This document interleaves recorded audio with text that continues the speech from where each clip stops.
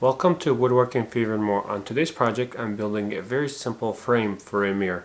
Stay tuned and I'll show you how I did it.